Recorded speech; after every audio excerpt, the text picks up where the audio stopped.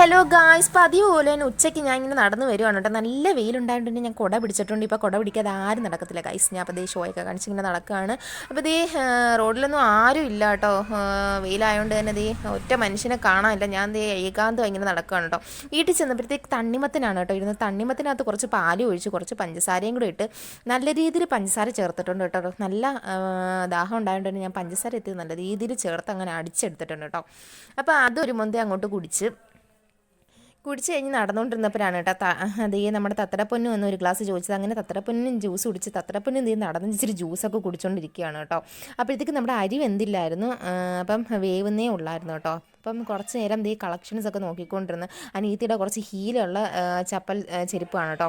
ഞാൻ heal use ചെയ്യാറില്ല. അപ്പോൾ അതൊക്കെ ഇവിടെ കിടക്കുന്നുണ്ട്. കുറച്ച് നേരം അതൊക്കെ നോക്കിക്കൊണ്ടിരുന്നു കേട്ടോ ഗൈസ്.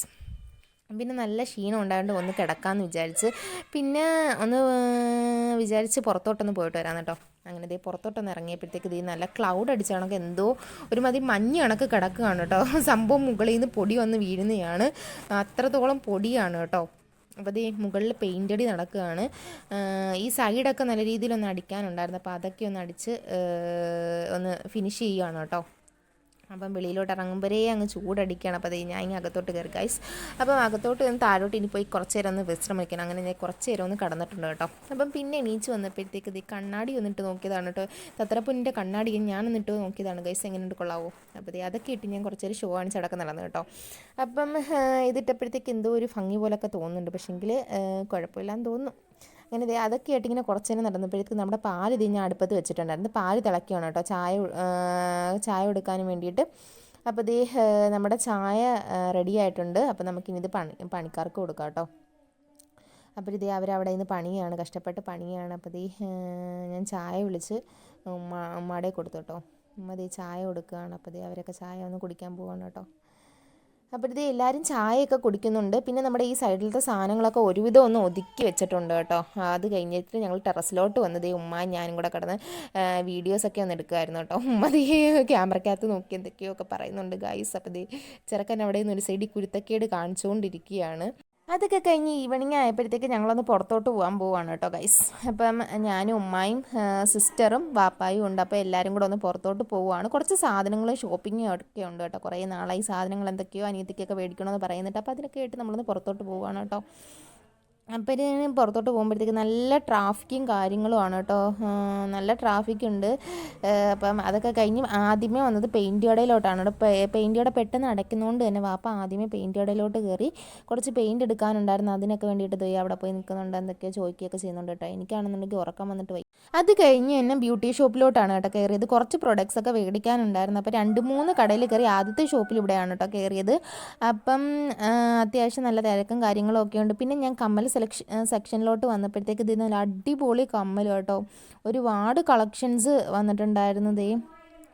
സിൽവറും ഗോൾഡും ഒക്കെ ചേർന്ന് നല്ല അടിപൊളി സെറ്റൊക്കെ ഉണ്ടായിരുന്നു കേട്ടോ. ഞാൻ കുറേ നേരം അതിങ്ങനെ നോക്കി നിന്ന്, പക്ഷേങ്കിൽ എല്ലാം ഹെവി വെയിറ്റ് ആയതുകൊണ്ട് തന്നെ വെയിറ്റ്ലെസ്സും ഉണ്ട്, വെയിറ്റ് ഉള്ളതും ഉണ്ട്. പക്ഷേങ്കിൽ ഞാൻ നോക്കിയിട്ടിങ്ങനെ പോരുന്നു ഗൈസ്. പിന്നെ കുറച്ച് ക്ലിപ്പ് സെക്ഷനിലോട്ട് പോയി ക്ലിപ്പൊക്കെ നോക്കിക്കൊണ്ടിരുന്നു കേട്ടോ.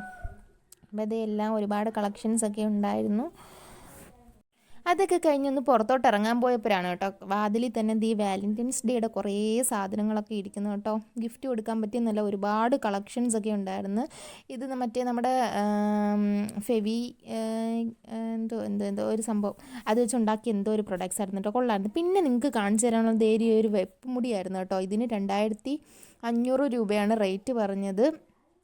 അപ്പോൾ ഇത് ഒറിജിനൽ മുടിയാണ് കേട്ടോ. നമ്മൾ ക്യാമറയിൽ കൂടെ നോക്കുമ്പം വലിയ ക്ലാരിറ്റി ഇല്ലെങ്കിൽ ഇത് ഒറിജിനൽ മുടിയാണ്. 2500 രൂപയാണ് കേട്ടോ.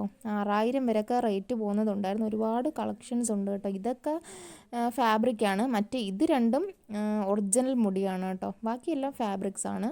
അതിനൊക്കെ 700-800 റേറ്റ്. ഒറിജിനലിന് 6500 രൂപ തൊട്ട് സ്റ്റാർട്ടിങ് വരുന്നുണ്ട് കേട്ടോ.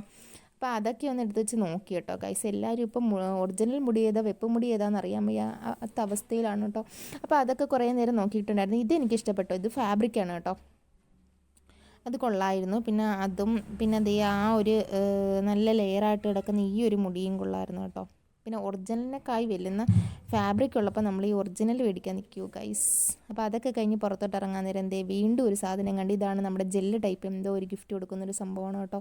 ഒരുപാട് കളക്ഷൻസ് ഉണ്ടായിരുന്നു കളറിൻ്റെ കാര്യത്തിൽ. നല്ല രസമുണ്ടായിരുന്നു കേട്ടോ. ആ കളറ് മാറി മാറി വരുമ്പോഴത്തേക്ക് അത് തിളങ്ങി വരുന്നു. നല്ല രസമുണ്ട്. അപ്പോൾ 3-4-5 ബോട്ടിൽസ് ഞാൻ ഇങ്ങനെ എടുത്ത് വെച്ച് നോക്കി. പക്ഷേങ്കിൽ ഞാൻ ഒന്നും വാങ്ങിച്ചില്ല കേട്ടോ.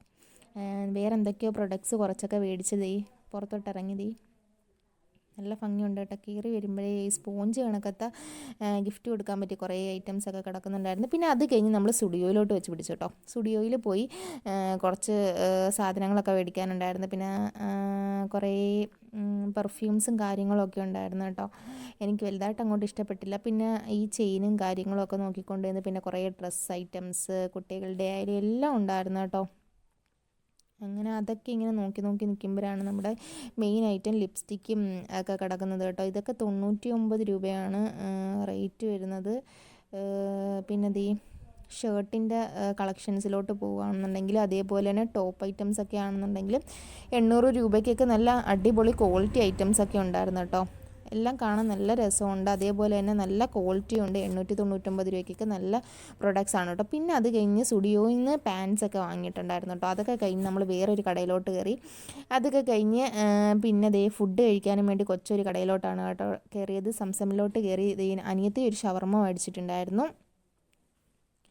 ഞാനും ഉമ്മായും ദോശയും ബീഫ് കറിയാണ് കേട്ടോ മേടിച്ചത്. ഉമ്മ ദേ ഹായ് ഒക്കെ പറയുന്നുണ്ട് കേട്ടോ നിങ്ങളുടെ അടുത്ത്. അപ്പം വാപ്പ പൊറോട്ടയും അതേപോലെ തന്നെ ബീഫ് കറിയാണ് മേടിച്ചത്. എനിക്കിതേ ദോശ വന്നിട്ടുണ്ട്, കറിയും അതേപോലെ തന്നെ വാങ്ങിയിട്ടുണ്ടായിരുന്നു. പിന്നെ അതൊക്കെ കഴിച്ചുകൊണ്ടിരുന്നു ഗൈസ്. അപ്പം അതൊക്കെ കഴിച്ച് തീർന്നിട്ട് വീട്ടിലോട്ട് പോകണം. അപ്പം നല്ല ദോശയായിരുന്നു, കറിയും കൊള്ളായിരുന്നു.